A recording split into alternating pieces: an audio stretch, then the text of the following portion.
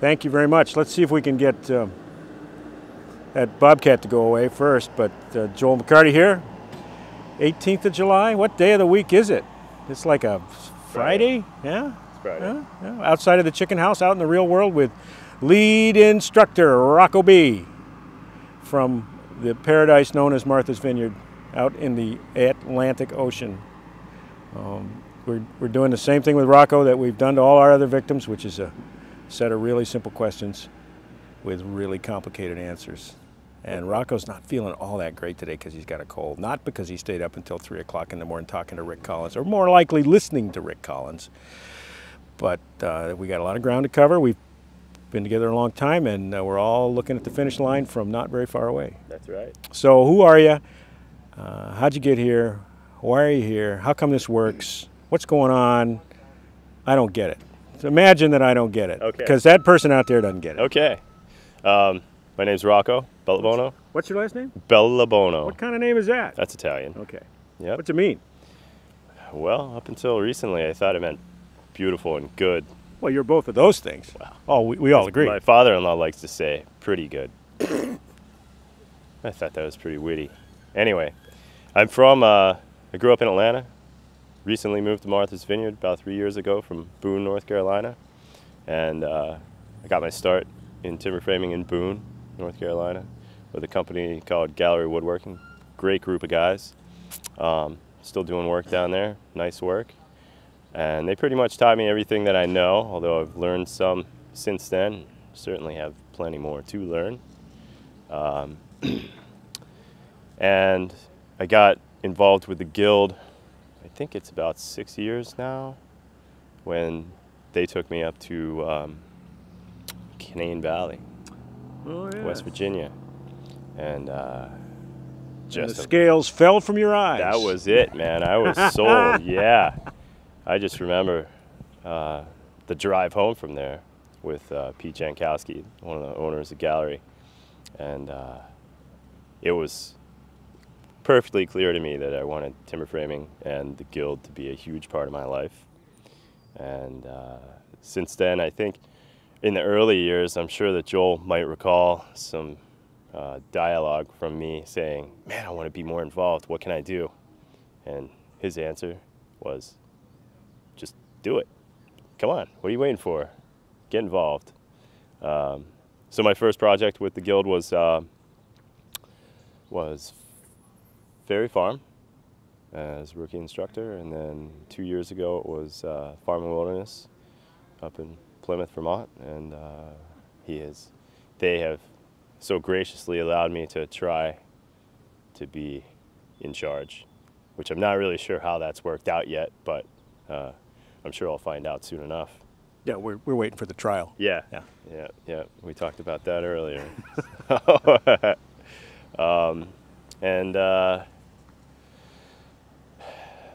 you know, to me, the Guild is it's perfectly clear anytime that you're at a conference or at a workshop or at a project like this, or just hanging out with guys who are part of it, and girls that are part of it, that there are certain character traits that go along with it. Oh, really? Wild and crazy happens to come to mind first of all. We're gonna have to cut that right out, Richard. Yeah, but certainly. 3 in the morning. Yeah. Thanks for your support, Rick. The minor details, you know, that stuff's important though. But basically, it's just a great group of people that would do anything for you and have a ton of information that they are perfectly free with and open with. A very open-minded group of individuals, family-oriented, community-oriented. It's just really nothing but fun. I feel like we should sing the national anthem or something. We should write one. Yeah, you know, maybe write our own. Yeah. I think there might be a little bit of that coming tomorrow. Is that right? I've seen some tracks. Oh yeah, right. Yeah. Right. Oh, I don't know. Stick around for that. Are we going to sing that, or is that? I hope not. I hope they get it back into English so that we know what it means. Sure. Well, I can't speak German. So, what do you think? How do you like being the boss?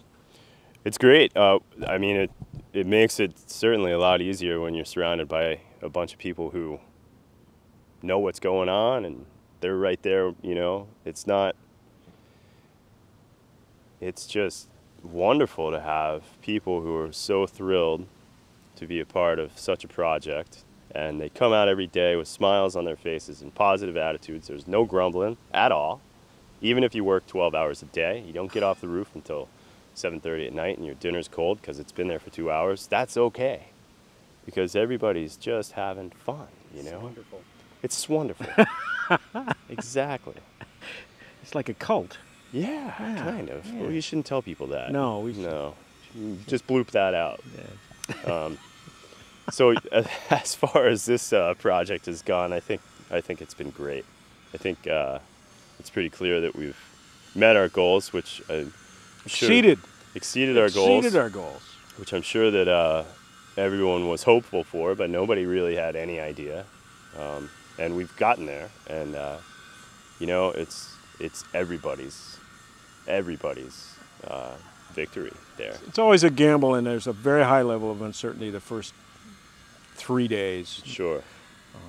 It never changes. I mean, you know, I'm not supposed to admit this, but my stomach is always a little, I don't think there's enough timber here. Yeah. I don't think there's enough people here. I know there's not enough electricity here. Right. But we have managed to pull it off pretty much. Yeah. We did have one minor injury yesterday I learned about. One minor injury, yeah. Then there'll be public humiliation and excoriation for that. Yeah. But it brings to mind the first project that I was at, which was Ferry Farm down in Fredericksburg, Virginia, and we were blessed with the presence of Mr. Darrell Weiser. And I remember on the first day, I think, at one point, as an aside, he made a comment to the effect that, you know, these things, when you have these kind of projects and you have all these people coming from different areas and coming together to work on this, that the first day, the first 2 days, everybody's just trying to figure out what's going on. And then there's this point where the gears just come together and everything just starts working. And you feel it, you know, it's a phenomenal experience. And it always happens. There's always a certain amount of question and frustration possibly on the first day.